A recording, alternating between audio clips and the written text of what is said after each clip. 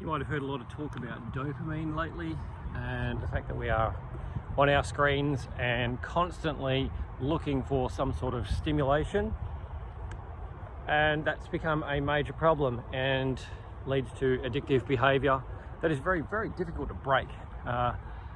And the addictive behavior is only part of it, because that's just what gets you hooked.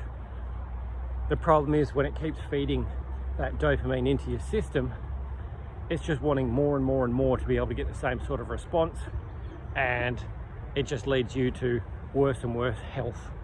Very detrimental in its thing. So you've got stuff like scrolling, sugar, constant notifications from emails, text messages, other messaging services, basically people wanting your attention constantly. You've also got marketing out there 24/7. You might even not notice it anymore because it's so common. Billboards on the side of a vehicle, on the roof of a vehicle, on the back window of a vehicle. Everyone is constantly trying to get your attention, and that attention is then taken away from you just being you and being able to relax into the whoever that you are. Breaking the cycle, a little bit tricky, but it doesn't mean it's impossible. But you need to be aware of what's going on. So a lot of the time, you're just bored. You're bored and you're looking for something. You're bored, so you eat. You're bored, so you look for food. You might not be hungry, but you eat anyway because it's just something to keep you interested. This is very common when you have a day off work or something like that, and you're just sitting around, you don't have anything to do, and you just eat all day. No real reason, you're not hungry, but you're just trying to feed that boredom. So what about the scrolling thing? Look, phones are addictive, full stop. So just having your phone sitting next to you, a lot of the time we just pick it up. It hasn't made a sound, it hasn't got a notification going on, we're just picking it up because we're bored and we need to try and feed it. This is still something that I fight regularly, and I have to try and put my phone away from me, as in sitting in another room, or if I'm sitting down on a bench so it's out of reach, so I physically have to get up to go and grab it, because otherwise it's just too tempting. It is so addictive that it is wired into us so strongly that you've got to find ways to be able to push it away from you. And those notifications, are they coming up at you constantly? Do you really need them? I've got all notifications turned off. 90% of my time, the phone is put on silent as well, so I don't even hear any of it, because I found that all of that excess stimulation was just dragging my energy down. Now, it might not be so noticeable for you because you might be in a reasonably high energetic state, but there is an effect, and the difference between you now to you 5 years ago is probably quite vast, as in you probably had a whole lot more energy back then, a whole lot more focus. So let's come back to the boredom side of things. You're just doing this because you're bored. You're chasing dopamine because you're bored. Maybe you're not on mission. Maybe you're not doing something that you're interested in. Maybe you're not living a life that you actually want to be living. You're just living someone else's idea of a life. Because the more that you can get on mission and have some sort of a mission or an adventure to be able to work towards, the less bored you're going to be, and the less you're going to be reaching for that dopamine hit. So have you ever tried a 24-hour digital fast? That's it. Turn your phone off or keep your phone out of the way. Don't touch it for 24 hours. Really easy to do when you're on holidays, a whole lot harder to do in your everyday life. But that doesn't mean you couldn't do it on a Saturday or a Sunday. Just turn it off on a Friday night, don't turn it back on till a Saturday night, or you run it till Saturday afternoon till Sunday afternoon, or something like that. But you will notice a huge difference in how you feel just because you don't have that thing that's constantly hitting up your brain. So I said about a 24-hour dopamine fast. Well, if you did it with a digital fast, that's easy-ish. You can think about it. What about with food? Could you just not have sugar for 24 hours? Could you not have food for 24 hours full stop and just have water or juices instead? I'm in the midst of that at the moment. I'm on day 3, actually starting day 4 today, where I think the previous 2 days have been, I had 2 days of just fruit, and then yesterday was fruit in the morning and then just juices for the rest of the day. Today will be juices for the rest of the day.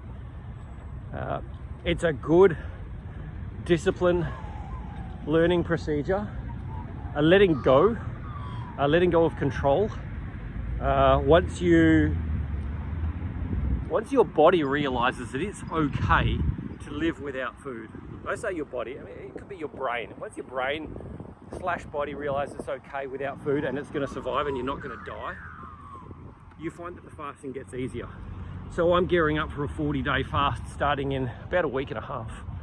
And in doing so, I'm just doing like a warm-up fast at the moment, just to try and get myself ready for it, mentally prepared, into the right headspace.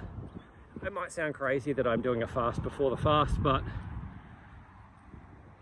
this all requires practice and discipline. So it's one of those things that if I start the discipline now, it's a whole lot easier when it gets a little bit closer. Why am I not just starting the fast right now? Because I've got a party coming up. Actually, I've got a couple of parties coming up. I've got a Mother's Day party and I've got a Mexican party with a bunch of my friends. And the sharing of food is very important as a cultural thing and for an overall health perspective thing. So they're things that I don't want to miss out on. Hence, doing mini fasts before I actually go on to the big one. It's helping me get into the right mindset. By deciding that I'm going to do it, I have already started to attract certain things that may help me. Information that's going to help me during the fast, things that are going to help me to prepare better. Looking back on old resources, just getting me into the mindset of, oh yep, okay, you need to do that. Hey, what about that? You've forgotten about that? Why don't you remember that thing? So the notifications one, you don't even need to worry about fasting that. You can just turn them all off. They're not important. They do not need to be on all the time. You do not need emails from work constantly dinging into your phone. The last thing I want is to take work home from work with me. Work, it stops once I'm done. So any of the work stuff is an absolute as needs to be turned off. As far as personal emails, are they that urgent? Not really. A phone call, that might be urgent, but a lot of the time it's not. So you could have your phone on silent if you wanted to, if you need that extra little bit of peace and quiet. Text messages, yeah, not so bad, but you still don't need it on. You could just check your phone when is necessary. You may need to check with your partner or family about this first, because sometimes they are not happy when you do not reply immediately to these things, but generally that's them problem, not a you problem. So if you can have a conversation about that first, that can be very beneficial. There you go, there's the word. Ugh. Sometimes talking is hard. So what about the real dopamine? What about the real satisfaction stuff? Can you get closer to doing what you really want to do on a regular basis?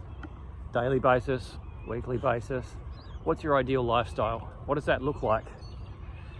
If you have some idea of what that looks like, but it seems so far away, I get it. But you've got to have some sort of idea of where you want to go. Otherwise, how are you going to know when you get there? How are you going to know which step to take next?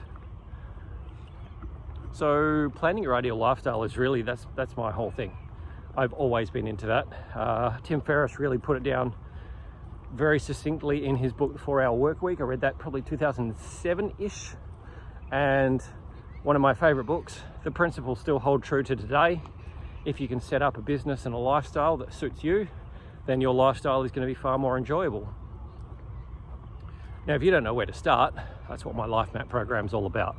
So if you jump into the description, you can have a look and see how that works. Basically looking at designing your ideal lifestyle by going through 9 different elements to be able to put them together and optimize them Those 9 elements are your physical health, your mental emotional health, financials, your spiritual health, your relationships with your immediate family and friends, like your inner circle, and then your relationships with your extended circle, so your community, and your communication skills that run along with that, so you can connect better with the people in your community. Then we go deep into your job, career, and mission to see if you are doing what you really want to be doing, and if not, how to try and figure that out. And into your jobs, your hobbies and fun, so you're spending more of the time doing more of the things you want to do. And then we finish up with lifestyle and quality of life, which basically brings it all together. It takes the elements from all these other ones and helps you plan it out into some sort of way of you being able to live your life slightly differently. In fact, that is the core, is trying to get to that point so you can put it all together and live your best life. Because the closer you get to your ideal lifestyle, the better and better every day becomes. You wake up and you're excited about the day. You're excited about doing the things you want to do. You don't just sit in bed doom scrolling. Instead, you are, well, like this morning, I was awake fairly early, straight into my meditation, no hesitation. Then I was up doing some exercise, some stretching fascial maneuvers I'm doing at the moment. Got my gear organized, and I've come out for a walk in the park, which is just one of the best parts of my day. I get to come out here and enjoy that beautiful sunshine, blue skies, green grass, fresh air, nature, birds screaming their heads off, peace and serenity. And that's it. I just get lost in the moment. I get lost in the day, and all of a sudden the day, it bleeds into more and more enjoyment. And that's what I want for you, because if you can enjoy your day every day, man, life gets so much better. So think about that. You've got this dopamine thing going on, and that's trying to drag you away from what you really want to do. How can you combat that? I've given you some tips today. The challenge is for you to now go and implement that. Go and put it into practice so that you can start cutting out some of that unwanted attention and bring your attention back to the things that you really want to do. Maybe just take 5 or 10 minutes to think about that today. What do you really want from your life? What would you like? Even if it sounds absolutely outlandish and way too far away, think about what you really want. If you can spend some time thinking about that, then sometimes the answers of how to do that thing will just turn up. You don't even have to look at them. But the intention of wanting to do a particular thing will draw the opportunities towards you, no matter what you think. Now, if your energy is lacking and your stress is way too high, I've got a vitality audit that you can go and grab in the link in the description. Do that, 7 questions. You'll know if you're doing really well or not so well. And if you want to push that energy up even higher, a 14-day energy upgrade. Both of these things are free. The 14-day energy upgrade is only going to take you 2 or 3 days to notice a massive difference in how you feel. More energy, less stress. After a week, you will feel like $1 million, and after a couple of weeks, you are going to want to keep going and keep doing this on a regular basis, because you just feel so much better each day. And yes, those things will take away from the dopamine, but they will get you more connected to your body, to who you are, getting your mind clear, so then you can think more clearly about what you really want and start working towards that in the future.